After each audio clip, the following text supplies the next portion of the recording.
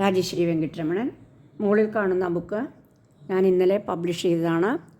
Malayalam short and 75 walk higher KGT പരീക്ഷ എഴുതുന്നവർക്കും reporter പരീക്ഷ എഴുതുന്നവർക്കും എല്ലാവർക്കും സഹായമായിരിക്കും.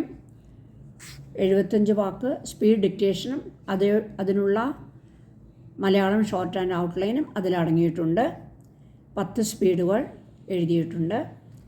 പുസ്തകം ആവശ്യപ്പെടുന്നവർ ഡിസ്ക്രിപ്ഷൻ ബോക്സിൽ നമ്പറുണ്ട്,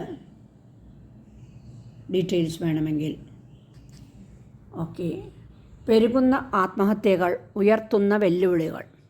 മാനസിക ആരോഗ്യമുള്ള വ്യക്തികളാണ് ഏതൊരു രാജ്യത്തിൻ്റെയും സമ്പത്ത്.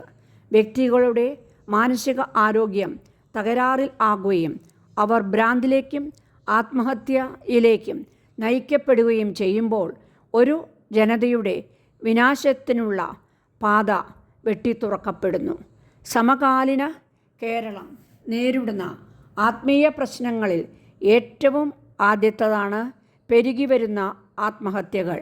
ഭൗതിക തലത്തിൽ സംഭവിക്കുന്ന പ്രശ്നങ്ങളാണ് മിക്കവാറും ആത്മഹത്യകൾക്ക് പിന്നിൽ. വ്യക്തിയുടെ ആത്മഹത്യകൾക്കൊപ്പം കുടുംബങ്ങളുടെ കൂട്ട ആത്മഹത്യകളും ഇന്ന് ഞെട്ടിക്കുന്ന സത്യങ്ങളായി മാധ്യമങ്ങളിലൂടെ നമ്മുടെ മുമ്പിൽ എത്തുന്നുണ്ട്. സജീവവും അടിയന്തരവുമായ ശ്രദ്ധ ആവശ്യപ്പെടുന്ന ഒരു വിഷയം ആണിത്. മിക്കവരും ആത്മഹത്യകളുടെ പിന്നിലെ പ്രധാന ഘടകം സമ്പത്താണ്. കടബാധ്യതകളും അത് വരുത്തിവെക്കുന്ന അപമാനങ്ങളും മനസ്സംഘർഷങ്ങളും ഒരുവനെ മരണത്തിലേക്ക് നയിക്കുന്നു. പ്രശ്നങ്ങളിൽ പെട്ടെന്ന് പതറിപ്പോകുന്ന ദുർബലരുടെ കാര്യത്തിൽ ഇതിൻ്റെ വേഗതയേറുന്നു. കേരളത്തിൻ്റെ കാർഷിക രംഗത്ത് പൊടുന്നനെ സംഭവിച്ച വൻ തകർച്ചയാണ് ഇതിൻ്റെ പ്രധാന കാരണങ്ങളിൽ ഒന്ന്.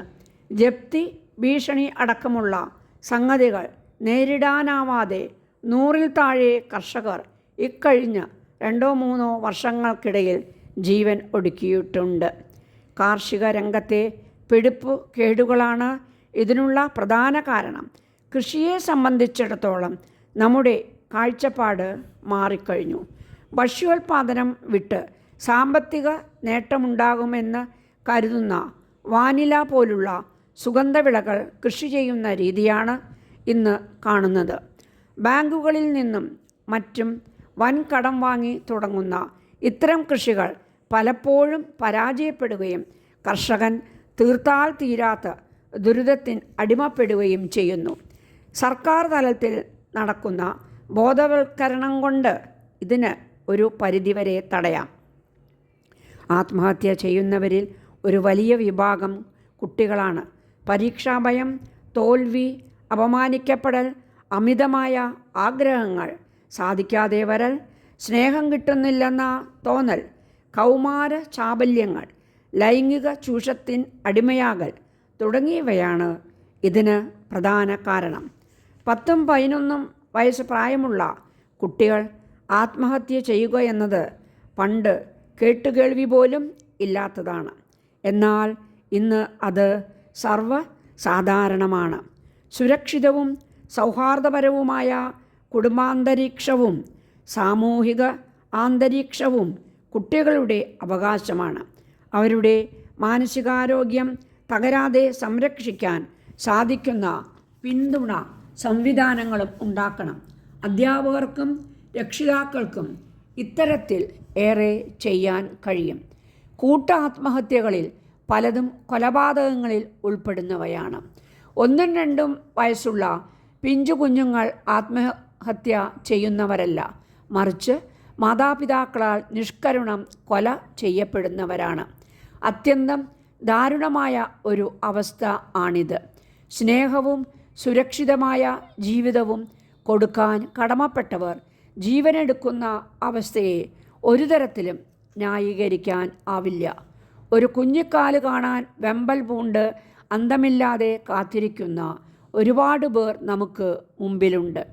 കൂട്ട ആത്മഹത്യകളിൽ നിന്ന് ഈ കുഞ്ഞുങ്ങളെ രക്ഷിച്ചെടുക്കാൻ നമുക്ക് കഴിയണം. കുടുംബ ബന്ധങ്ങൾ ശക്തവും ദൃഢവുമാക്കിയാലേ ഇതിന് സാധിക്കൂ.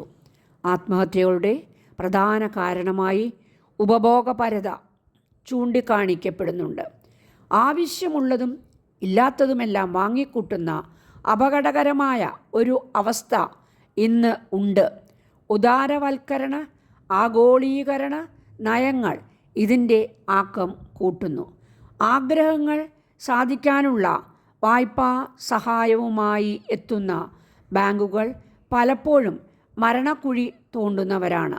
വരവറിയാതെ ചെലവ് ചെയ്യാൻ ഇത് നമ്മളെ പ്രേരിപ്പിക്കുന്നു. ഗുരുതരമായ സാമ്പത്തിക പ്രതിസന്ധിയിലേക്കും സ്വയം ഹനനത്തിലേക്കും ഇത് നമ്മെ നയിക്കുന്നു. ജീവിതം മടുക്കുന്നത് കൊണ്ട് ആരും ആത്മഹത്യ ചെയ്യുന്നില്ല.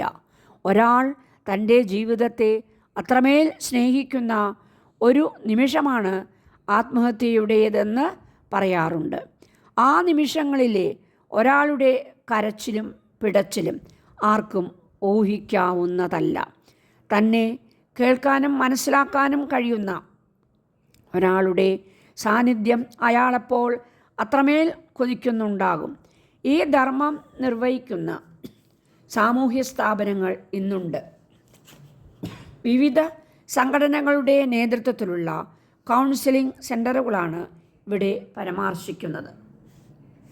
വഴിയടഞ്ഞവന് മാർഗദർശനം ചെയ്യാൻ ഇവയ്ക്ക് കഴിയുന്നു. ആത്മഹത്യക്കെതിരെ പ്രതിരോധം ഉയർത്തുന്ന മൈത്രി പോലുള്ള സന്നദ്ധ സംഘടനകൾ ഇക്കാര്യത്തിൽ വഹിക്കുന്ന പങ്ക് ചില്ലറയല്ല. സർക്കാർ തലത്തിൽ മെഡിക്കൽ കോളേജുകളിലും മറ്റും മനഃശാസ്ത്ര വിഭാഗങ്ങളും ഈ രംഗത്ത് പ്രവർത്തിക്കുന്നു. ഇതിനെല്ലാം ഉപരി മറ്റൊരുവനെ ഉൾക്കൊള്ളാനും മനസ്സിലാക്കാനും കഴിയുന്ന ഒരു ആന്തരിക സംസ്കാരം ചെറുപ്പകാലം മുതലേ വ്യക്തികളിൽ വളർത്തി കൊണ്ടുവരികയാണ് ഈ അവസ്ഥയെ നേരിടാനുള്ള പ്രധാന പോംവഴി.